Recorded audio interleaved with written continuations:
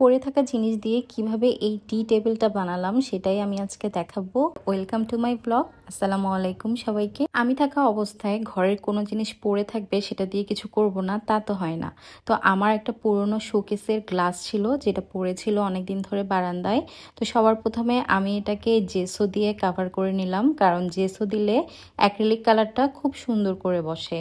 তো জেসো কালারটা খুব ভালো করে আমি ফিনিশিং দিয়ে দিচ্ছি যাতে কোনো জায়গায় এতটুকু পর্যন্ত বাদ না থাকে। এটা যখন একটু শুকাবে তখন আমি এটাকে কালার করব।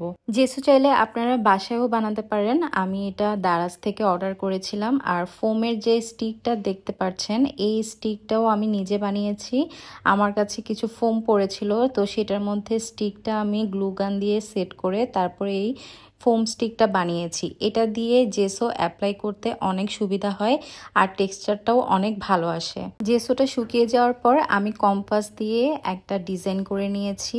আমি এটার মধ্যে অনেকগুলো কালার ইউজ করব। তো সবার প্রথমে আমি হোয়াইট কালার দিয়ে কভার করে নিচ্ছি। ফার্স্টের লাইনটাতে হোয়াইট দেওয়ার পরে সেকেন্ড লাইনটা অরেঞ্জ দিব, এরপর ইয়েলো, আর সবার শেষে হচ্ছে গ্রিন কালার।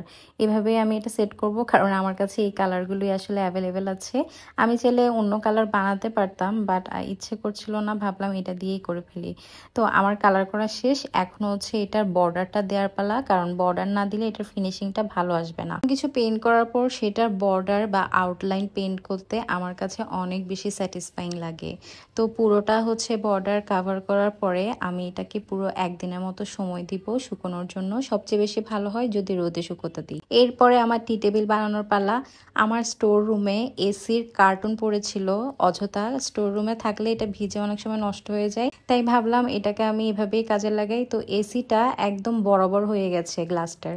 তো এভাবেই আমি আমার টি টেবিলটা বানালাম। সাইডে আবার হচ্ছে গ্রিন কালারের ওড়না দিয়ে আমি কভার করে নিয়েছি যেন ওই কার্টুনটা দেখা না যায়। কেমন হয়েছে কমেন্ট বক্সে জানাবেন। সবাই ভালো থাকবেন। আসসালামু আলাইকুম।